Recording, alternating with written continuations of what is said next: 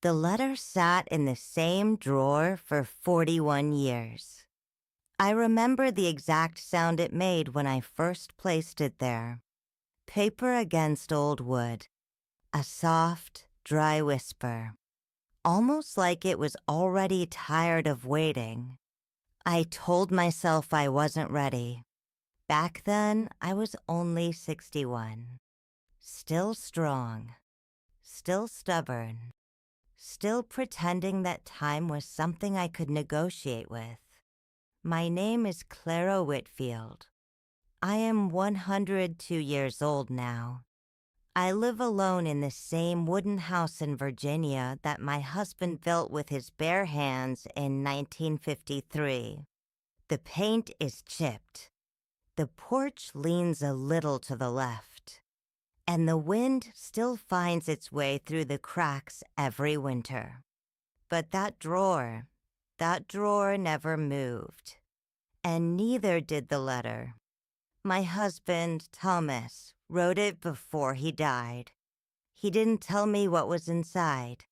He only said, "Read it when you're ready to live without me." I remember getting angry at him for that. What kind of goodbye was that? How could I ever be ready for a world without him? So I made a quiet decision. I wouldn't read it. Not tomorrow. Not next year. Maybe never. You see, when you love someone for 57 years, they don't just live in your house. They live in your habits, in the way you reach for the other side of the bed without thinking, in the way you turn your head to share a joke that no one else would understand. After he died, the silence wasn't empty. It was loud, deafening. I could hear every second ticking, every floorboard creaking, every breath reminding me I was still here. And he wasn't. People told me I was strong. They said, "Clara, you're handling this so well." But strength is often just loneliness wearing a brave face.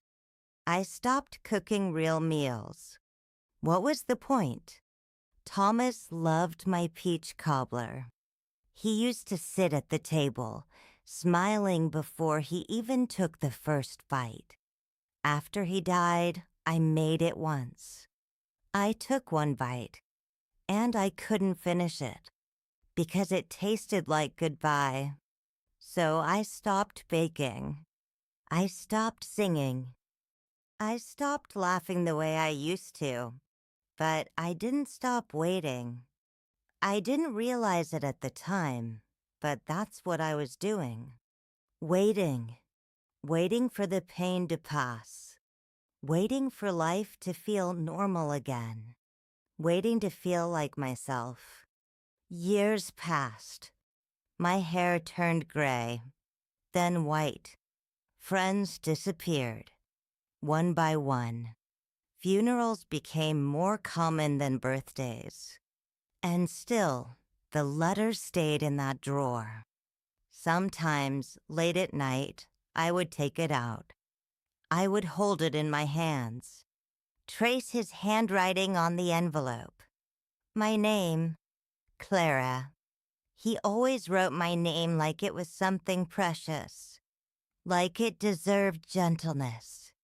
I would wonder what he said inside. Did he tell me he loved me? Did he say goodbye? Did he tell me how to live without him?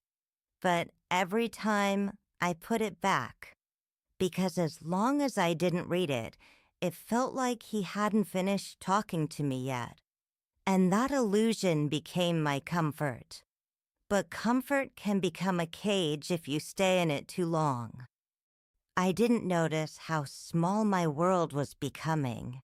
I stopped traveling, stopped visiting people, stopped saying yes. I told myself I was honoring his memory. But the truth is, I was hiding from life. Grief can do that. It can convince you that staying still is safer than moving forward. It whispers lies like, if you're happy again, it means you didn't love them enough. So I stayed loyal to my sadness for decades, until last year. I was sitting on the porch, watching the sunset. At 101, sunsets feel different. You don't just see them. You measure them. You wonder how many you have left. And a thought came to me. Not loud, not dramatic, just quiet. Clara, what are you waiting for? It scared me because I didn't have an answer. That night, I couldn't sleep. I walked to the drawer.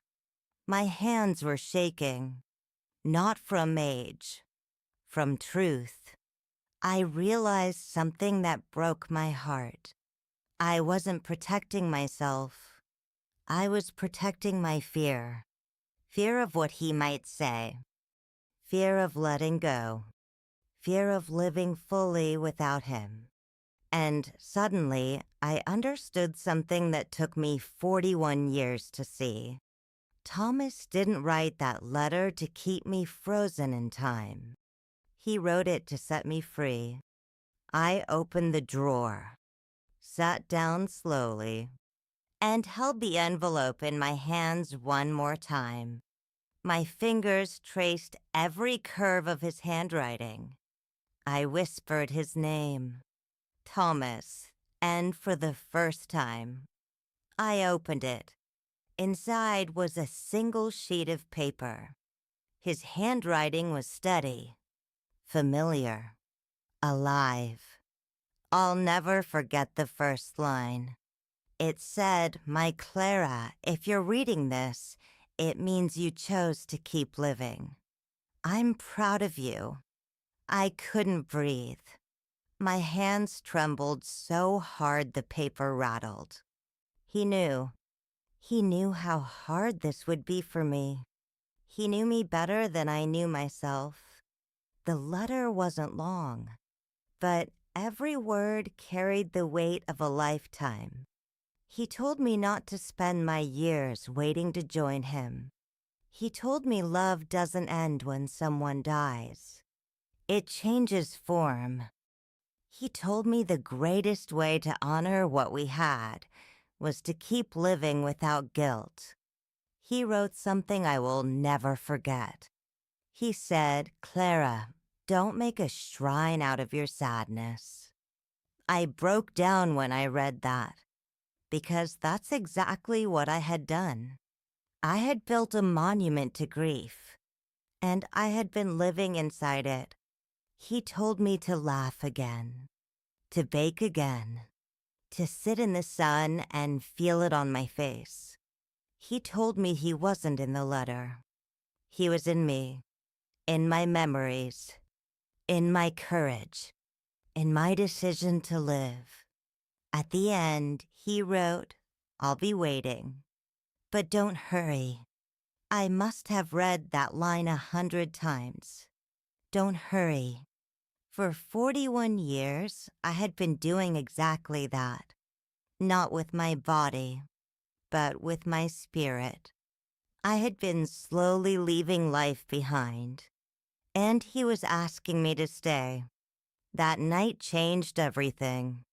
Not because the pain disappeared. It didn't. Grief doesn't vanish. It softens. It loosens its grip. It becomes part of your story instead of your prison. The next morning, I did something I hadn't done in decades. I baked peach cobbler. My hands weren't a study. My back hurt. It took longer. But when I took that first bite, I didn't taste goodbye. I tasted memory. And memory didn't hurt anymore. It comforted me. At 102, I understand something I wish I had understood at 61. You cannot pause your life without consequences. Time doesn't wait for your heart to catch up. It keeps moving, and one day you realize how much of it you missed. I missed years of joy because I was afraid joy meant betrayal. I missed laughter because I thought sadness proved my love. But love doesn't need proof. Love lives in everything you allow yourself to continue. If you're holding on to something, a letter, a regret, a goodbye, I want you to ask yourself something. Are you honoring the past, or are you hiding from the future? Because there is a difference. And it took me a century to learn it. I still sit on this porch. I still talk to Thomas. But now I don't talk to him like I'm waiting to leave. I talk to him like I'm still living. Because I am. And as long as I'm here, I won't hurry.